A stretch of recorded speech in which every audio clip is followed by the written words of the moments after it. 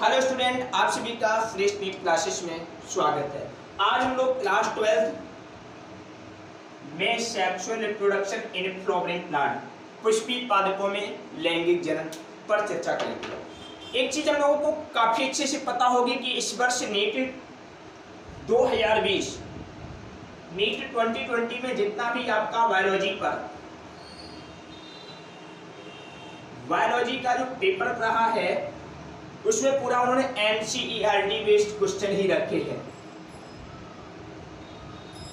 तो इसलिए अब हम लोगों की पहली वरीयता बन जाती है कि हम लोग एनसीईआरटी के एक एक वर्ड को पढ़ेंगे। अभी तक पिछले वीडियो मैंने क्या किया था, आप लोगों को आउट ऑफ एनसीईआरटी कुछ बिंदुओं को बताया था, लेकिन वो भी जरूरी है, वो भी आपको मिलते रहेंगे क्योंकि एनसीईआरटी को समझने के लिए थोड़ा आपको डिटेल में जाना पड़ेगा, अन्य कंपटीशन बुकों का सहयोग लेना पड़ेगा। अब वो बुकें कौन रहेंगी, क्या है, मैं उन बुकों को खुद आप लोगों को उपलब्ध कराता रहूंगा। उसमें ऐसे एमसीक्यू जो मेडिकल एग्जाम नीट के लिए वेरी वेरी इंपॉर्टेंट है, उन बिंदुओं को ध्यान रखते हुए मैं आपको एनसीईआरटी की आवश्यकता पड़ने पर बाहर भी मैं जा सकता हूं। ठीक है, तो इसलिए मैं आपको पूरा एनसीईआरटी उपलब्ध करा रहा हूं। इसलिए मैं अब आपको यहाँ पर पूरा बुक रखूंगा, आपको वर्ड बताऊंगा, लाइन बताऊंगा, उसमें किस लाइन का क्या मतलब है, किस वर्ड का क्या मतलब है, आपको अच्छे से पता होना चाहिए। आप भी जब मेरा YouTube वीडियो पढ़ा करें तो आप लोग अपने सम्मुख एनसीईआरटी बुक को जरूर रखा करें। तो चलिए मैं आगे की बात कर रहा हूँ। हम लोगों ने पढ़ लिया था लघु बीजाणुधानी यानी कोष्टक। कोष्टक का निर्माण होता कैसे है? तो लघु बीजाणुधानी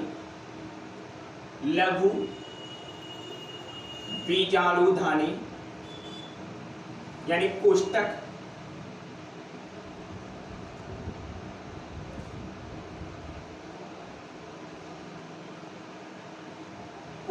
का निर्माण मुख्यतः 4 परतों से होता है। ऐसा है कि नहीं? 4 परतों से होता है। एक बड़ा डाउट रहता है, जो कंपटीशन बुकें हैं, काफी बार आपको बिंदु पर डाउट रहता होगा। मैं आज उसी बिंदु पर थोड़ा जिक्र करने के बाद आगे का सिलेबस, आगे की क्लास पढ़ाऊंगा। तो इसमें क्या है कि निर्माण मुख्यतः 4 परतों से होता है। 4 परतें कौन होती हैं? नंबर 1 होती है आपकी एपिडर्मिस, है ना। नंबर 2 होती है आपकी एंडोथीसियम। नंबर 3 होती है आपकी मध्य परत और नंबर 4 होती है आपकी टेपिटम, है ना। ये आपके पास 4 परतें रहती है, एपिडर्मिस, एंडोथीसियम, मध्य परत और टेपिटम। इन 4 परतों में क्या होता है? एनसीईआरटी कहती है कि प्रथम 3 परतें कौन? बाहर से अंदर की तरफ जाओगे तो काउंटिंग करोगे तो आपको प्रथम 3 परतें यानी एपिडर्मिस, एंडोथीसियम और मध्य परत, ये सुरक्षा प्रदान करती हैं।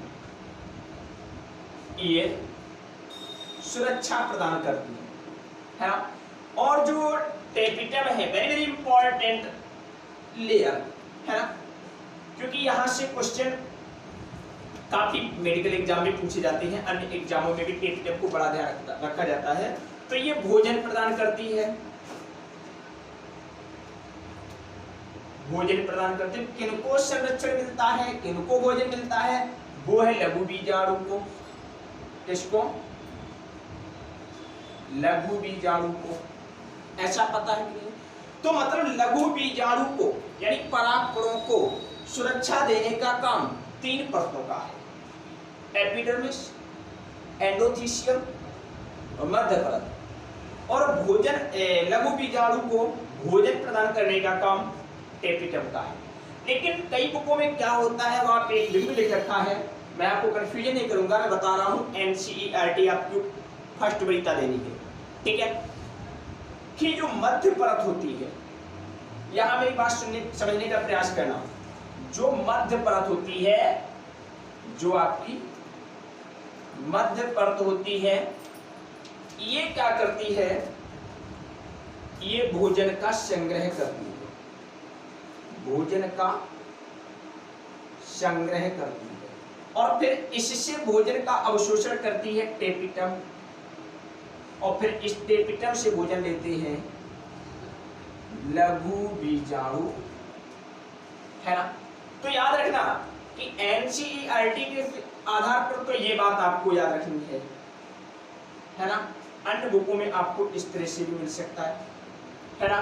तो इसलिए आपको जैसे आप क्वेश्चन हो उसको उस तरह का टिक करना है। याद रखना आपको ये बात, थोड़ा जो ये बात है ये आपको दिमाग में रखनी है ना। लेकिन जो आपको मेडिकल एग्जाम में टिक करना है वो पहले इन 4 बातों को देखना, इसके बाद इस बात को याद रखना, ठीक है।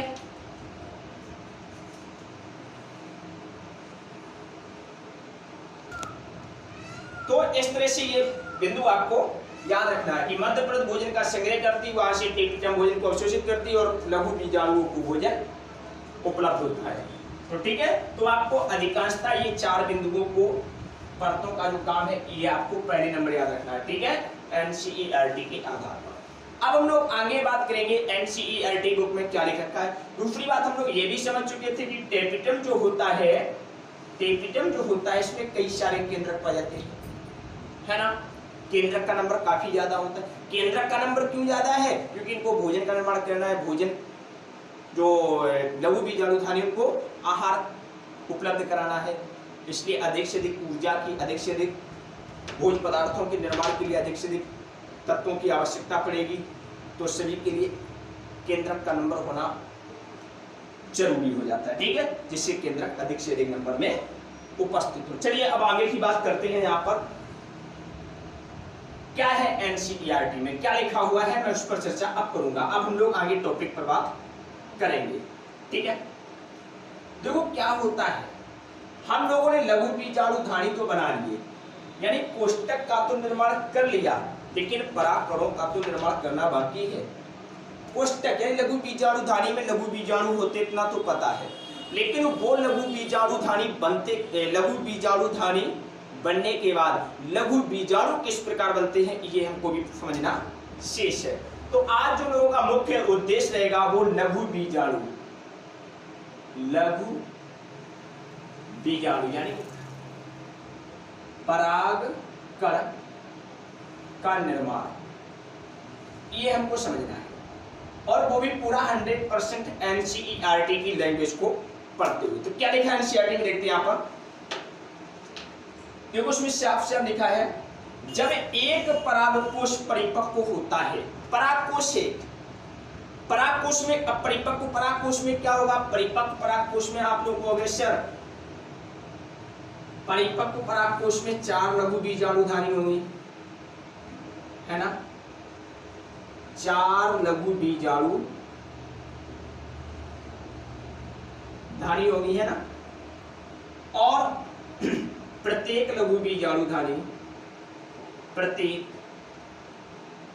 लघु बीजाणु धानी 4 परतों से निर्मित होगी, है ना, 4 परतों से निर्मित होगी। तो यहां पर क्या होता है, वही लिखा है कि जब एक परागकोश परिपक्व होता है तब उसे सुसंबद्ध सजातीय कोशिकाओं का समूह, है ना, तब घने सुसंबद्ध सजातीय कोशिकाओं का समूह, जिसे बीजाणु जनकूतर कहते हैं, लघु बीजाणुधानी के केंद्र में स्थित होता है। समझो क्या हुआ है कि लघु बीजाणुधानी, चलो मैं लघु बीजाणुधानी बनाता हूं समझने के लिए। देखो बनाता हूं लघु बीजाणुधानी, ये आपका हो गया टेम्परेरी फिगर बना रहा हूं समझने के लिए, ठीक है। ये आपकी हो जाती है एपिडर्मिस, है ना, ये हो गई एपिडर्मिस।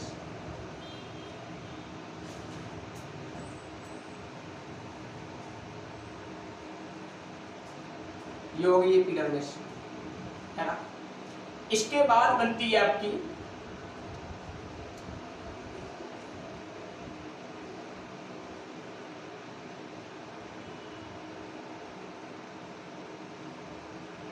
मध्य परत, ठीक है। अपनी डायग्राम बना लीजिए, समझना है आपको।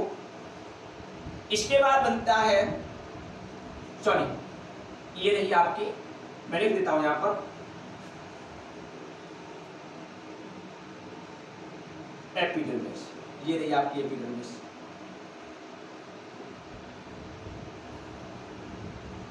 एंडोथीसियम,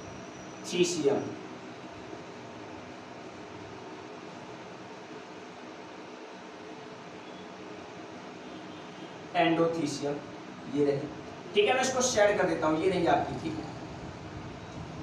ये आपकी हो गई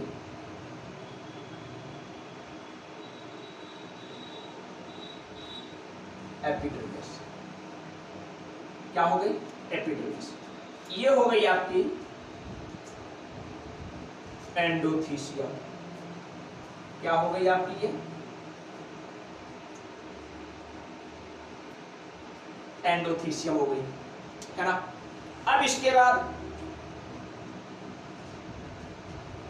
शेष जो आप तीसरी परत होती है वो होती है मध्य परत, और उसके अंदर होती है लघु बीजाणु धानी। तो अब जो ये भाग दिख रहा है आपको, ये किसका हो गया? ये हो गया मध्य परत का। किसका हो गया?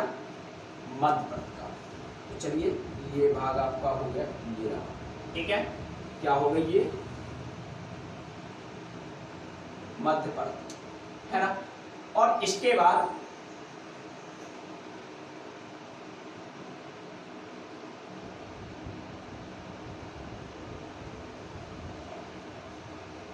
है ना,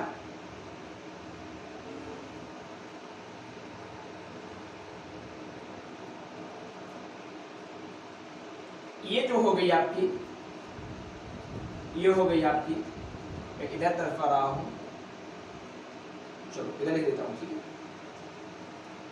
दोबारा इसको बताता हूं आप लोगों को।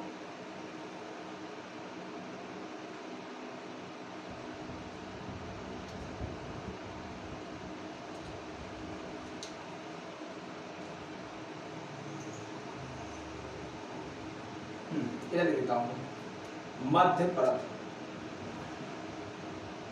मध्य परत कहाँ रही आपकी? ये रही मध्य परत। इसके बाद आपके अंदर हो गई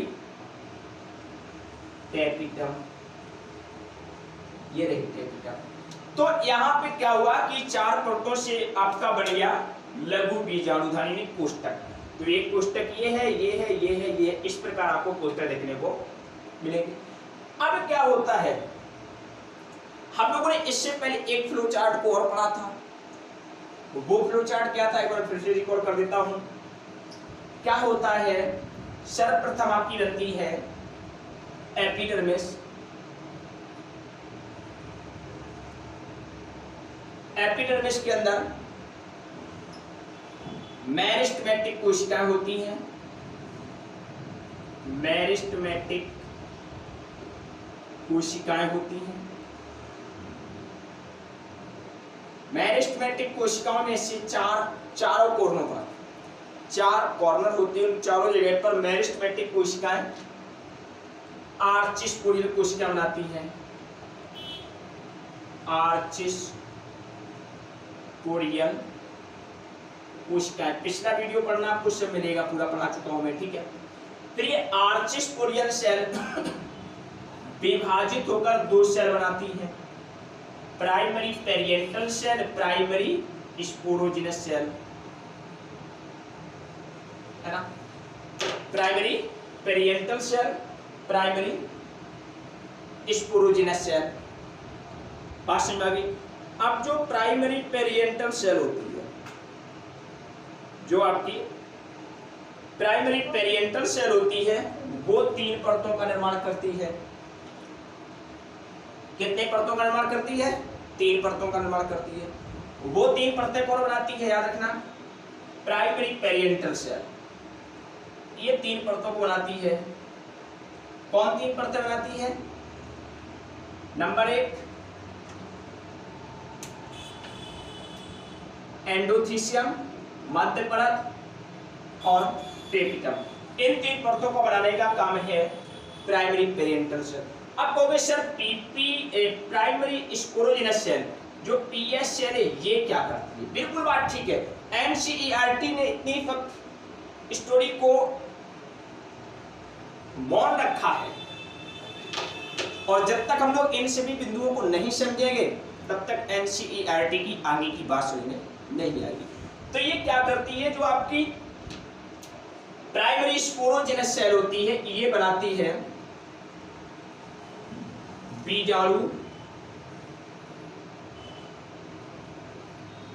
बीजाणुजन ऊतक। क्या बनाती है? बीजाणुजन ऊतक बनाती है। तो बीजाणुजन ऊतक को बनाने का काम किस सेल का है? प्राइमरी स्पोरोजिनस सेल का। प्राइमरी स्पोरोजिनस सेल को किसने बनाया? आर्चिस्पोरियल सेल ने। आर्चिस्पोरियल सेल को किसने बनाया? मेरिस्टेमेटिक सेल कोशिका ने। और मेरिस्टेमेटिक सेल किससे आवृत थी? एपिडर्मिस। तो एपिडर्मिस परत पहले से बन के आई है, इसको प्राइमरी पेरियंटल सेल ने नहीं बनाया है, याद रखना। इस परत को प्राइमरी पेरियंटल सेल नहीं बनाती है। प्राइमरी पेरियंटल सेल आपको इन 3 परतों को बनाती है, एंडोथीसियम, मध्य परत और टेपिटम। इसका निर्माण नहीं करती है। तो क्या हुआ, अब जो प्राइमरी स्पोरोजिनस सेल थी, वापस आता हूं, जो प्राइमरी स्पोरोजिनस सेल थी उसने बनाया बीजाणुजन ऊतक। अब जो बीजाणुजन ऊतक था वो बिल्कुल इसके केंद्र भाग में उपस्थित था। कहां था? केंद्र भाग में। किसके केंद्र में था? लघु बीजाणुधानी के केंद्र में था। था कि नहीं था? तो इसको किसने बनाया? बीजाणुजन ऊतक है ये क्या है? बीजाणुजन ऊतक। बीजाणुजन ऊतक, इसको किसने बनाया? Primary sporogenous cell. वही देखो लिखा है सीआरटी में, जब एक परागकोश परिपक्व होता है, ये परिपक्व परागकोश हो गया, तब घने सुसंबद्ध सजातीय कोशिकाओं का समूह जिसे बीजाणुजन ऊतक कहते हैं वो लघु बीजाणुधानी के केंद्र में स्थित होता है। तो लघु बीजाणुधानी कौन है? आप कहोगे लघु बीजाणुधानी ये है, ये है लघु बीजाणुधानी की नहीं है, और इसके केंद्र में ये ऊतक उपस्थित है। इस ऊतक को क्या कहेंगे? बीजाणुजन ऊतक कहेंगे। तो वही तो एनसीईआरटी लिख रही। तो अब बीजाणुजन ऊतक को बनाया किसने? वो कह रही ये आपकी प्रॉब्लम, आपके शिक्षक की प्रॉब्लम। आप कितना पढ़ रहे हो, किस तरह से पढ़ रहे हो। नीट का एग्जाम आपको देना है, हमको नहीं देना। वो कह रही हमको नहीं देना तो आपको है, तो आप ही खोजो। तो हमने खोज लिया कि लघु बीजाणुजन ऊतक किससे बना? प्राइमरी स्पोरोजिनस सेल से। तो क्या है कि वो अब जो लघु बीजाणुजन ऊतक है वो कहाँ होता है? लघु बीजाणुधानी के केंद्र भाग में होता है। अब समझो एनसीईआरटी क्या लिखा हुआ है। अब जो लघु बीजाणुजन ऊतक है, अब पहले मेरी बात सुन लो, बाद में एनसीईआरटी पर बात करते हैं। क्या हुआ? यहाँ तक बात समझ आ गई होगी। लघु बीजाणुजन ऊतक कहाँ से बन के आया? समझ गया आप लोग? कहाँ होता है? लघु बीजाणुधानी के केंद्र में होता है, कोष्ठक के केंद्र में होता है। यहाँ तक बात समझ में आ गई? Very good. अब आगे देखते क्या है, देखो समझने का प्रयास करना है यहाँ पे, ठीक है। क्या होता है? लघु बीजाणुजन जो ऊतक था एपिडर्मिस, ठीक है। लघु बीजाणुजन जो ऊतक था, उस ऊतक में क्या होता है? उसमें होता है विभाजन। क्या होता है उसमें? विभाजन होता है। अब हमको पता है कि विभाजन 2 प्रकार के होते हैं। बायोलॉजी में पढ़ा होगा आपने, आप सेल बायोलॉजी को पढ़िए। विभाजन मुख्यतः 2 प्रकार के होते हैं। 2 प्रकार कौन होते हैं? समसूत्री विभाजन, समसूत्री विभाजन, और दूसरा होता है अर्धसूत्री विभाजन। कौन होता है? अर्धसूत्री विभाजन। कन्फर्म। अब थोड़ा समझ लेते हैं समसूत्री विभाजन में क्या होता है। समसूत्री विभाजन में 2 एंड सेल, 2 एंड रहती है। द्विगुणित कोशिकाएं ही रहती है। किसमें? समसूत्री विभाजन में, है ना। इसकी मैं बात कर रहा हूं। 1 से 2, 2 से 4, 4 से 8 इस क्रम में शेल का नंबर बढ़ता है। यानी 1 से 2 बनती है, 2 से 4 बनती है। अर्धसूत्री जो विभाजन है इसमें शेल 2n से n हो जाती है। मैं इसको अलग कलर से लिखता हूं, समझ में आता रहेगा आपको क्या होता है।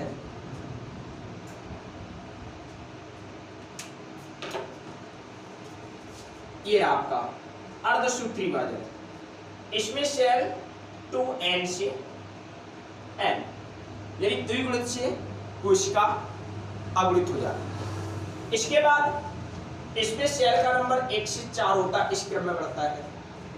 तो यहां पर क्या हुआ कि लघु बीजाणुजन जो ऊतक था उसमें कौन विभाजन हुआ, दिमाग में क्वेश्चन आ जाता है।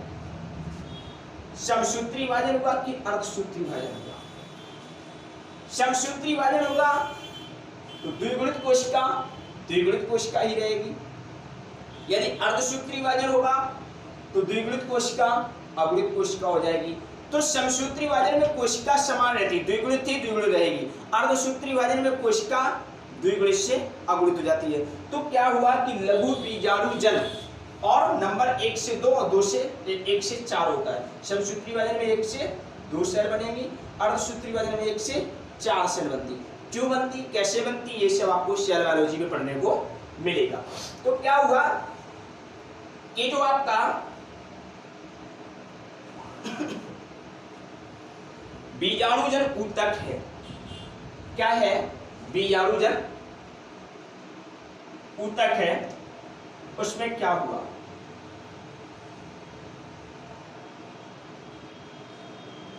बीजाणुजन ऊतक, इसमें होता है विभाजन। कौन विभाजन होता है, इसमें होता है अर्धसूत्री विभाजन। अर्धसूत्री विभाजन हुआ। अब अर्धसूत्री विभाजन होने पर 4 सेल का निर्माण होता है, 1 सेल से 4, याद रखना, गलती नहीं करना। और ऊतक में कितनी सेल होती है, ऊतक में 1 सेल तो होती नहीं।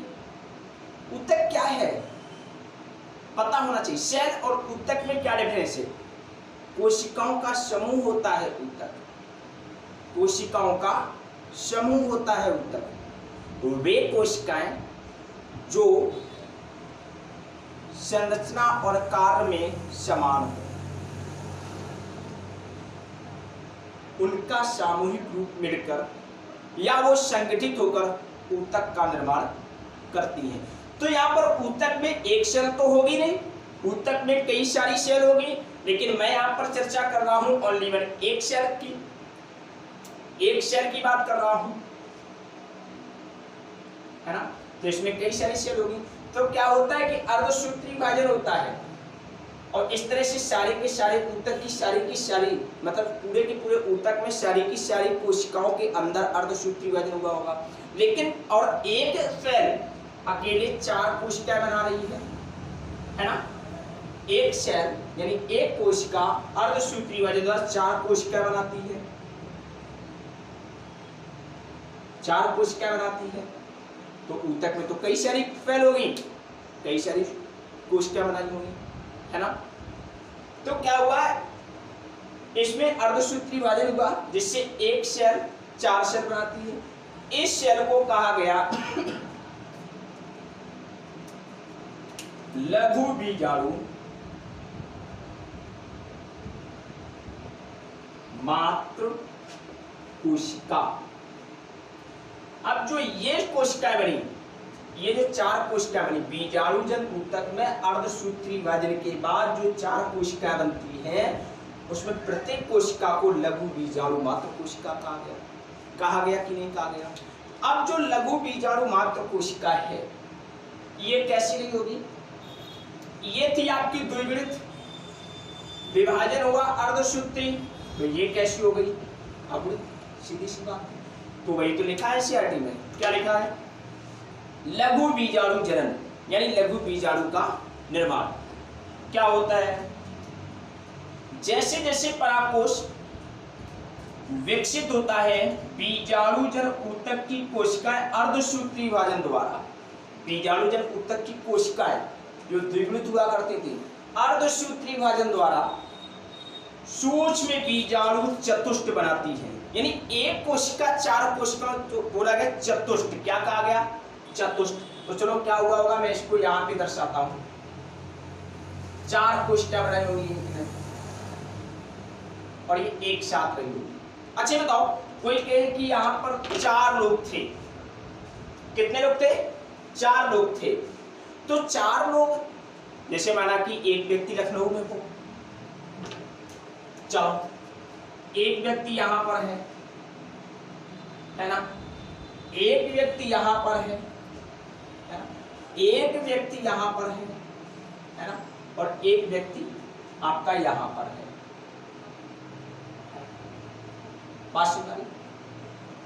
अब इसी प्रकार चार व्यक्ति ये हैं,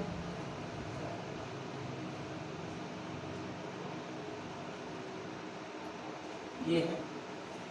तो वास्तव में आपसे पूछा जाए, आप क्या कहोगे? ये चार लोग हैं कि ये चार लोग? सुना मेरी बात ध्यान से, चार लोग ये हैं कि चार लोग ये हैं? आप कहोगे सिर्फ चार लोग तो ये हैं, ये एक है। वो बेशक चार हो लेकिन एक जगह तो नहीं है, उनको चार तुम कह नहीं सकते हो। तो चार तो वो कहोगे नहीं कहते आप, या चार लोग थे।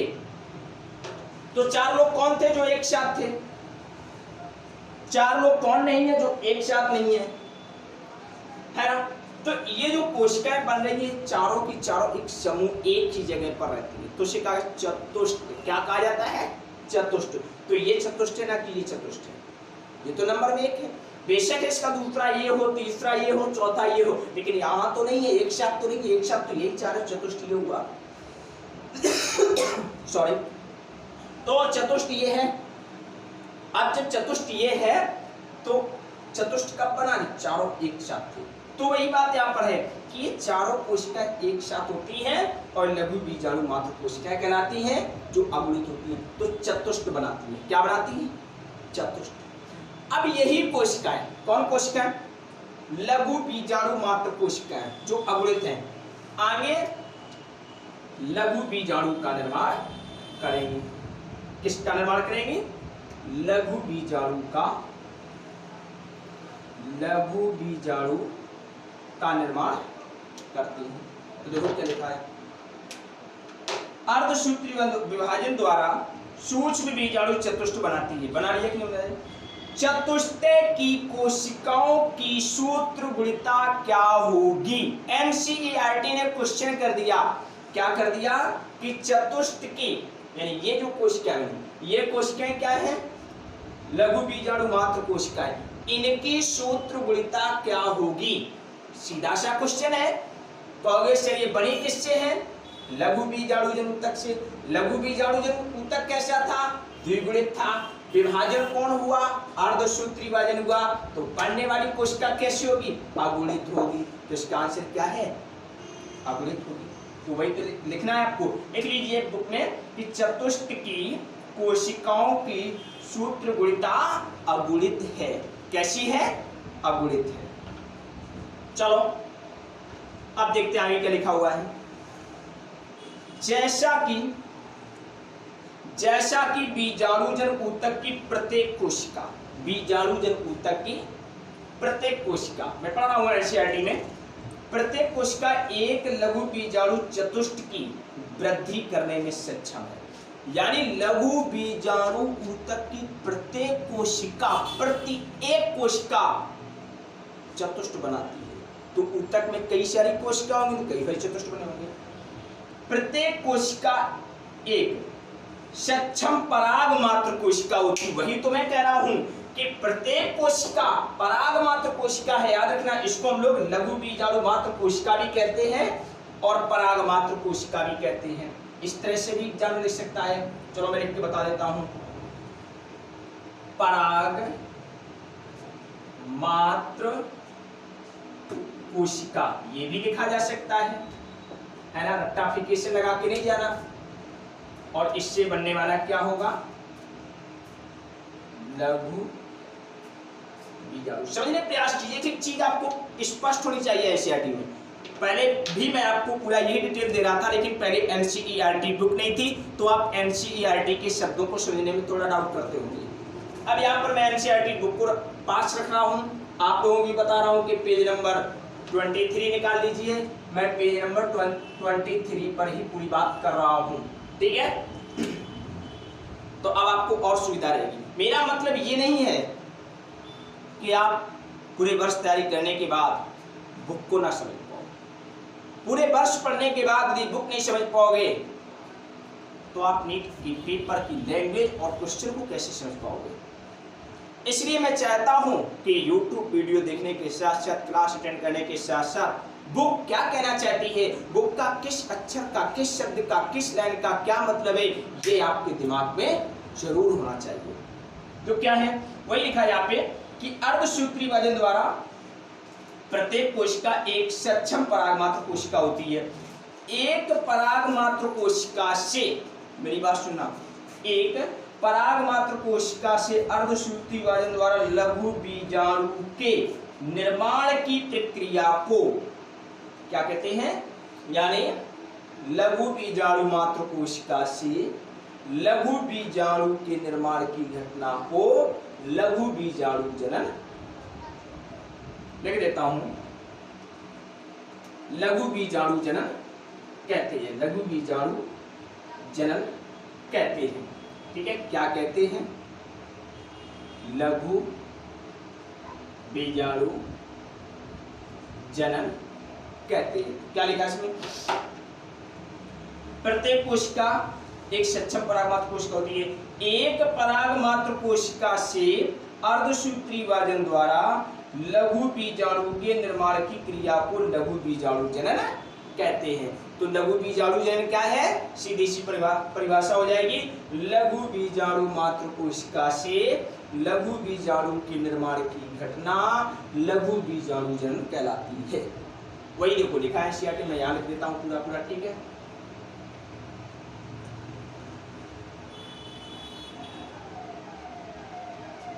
क्या है यहाँ पे देखिए, लघु बीजाणु, लघु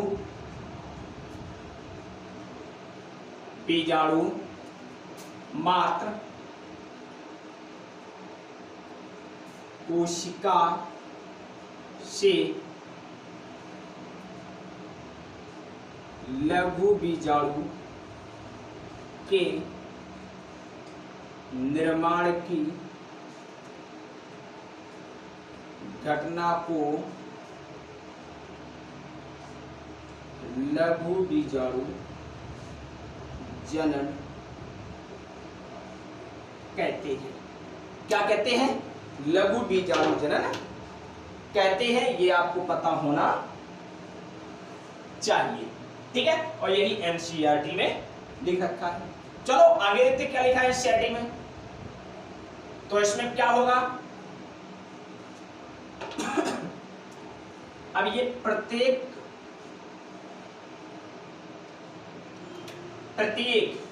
परागमात्र कोशिका इस तरह से कई सारी होगी, वो क्या बनाएगी, लघु बीजाणु बना देगी। और ये परागकोश पूरा का पूरा, परागकोश में जो कोष्टक है लघु बीजाणु धानी है, पूरी पूरी लघु बीजाणुओं से भर जाएगी, ठीक है। टेपिटम ये है, याद रखना, ये लेयर है टेपिटम, ये है ना, ये है टेपिटम की लेयर, है ना। तो ये बात समझ में आ गई होगी। चलिए आगे देखते क्या लिखा है एनसीईआरटी में। तो चीजें सब आपके दिमाग में होनी चाहिए, ठीक है, जिससे कि आपको एनसीईआरटी की शब्द का मतलब समझ आ जाए। जैसा कि लघु बीजाणु रचना के समय 4 कोशिकाओं के समूह में व्यवस्थित होते हैं, उन्हें लघु बीजाणु चतुष्क या चतुष्क कहते हैं। तो किनका चतुष्क होता है, लघु बीजाणु मात्र कोशिकाओं का पता होना चाहिए।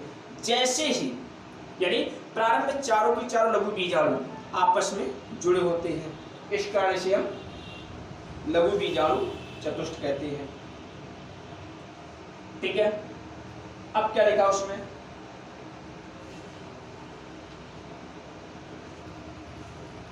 है ना।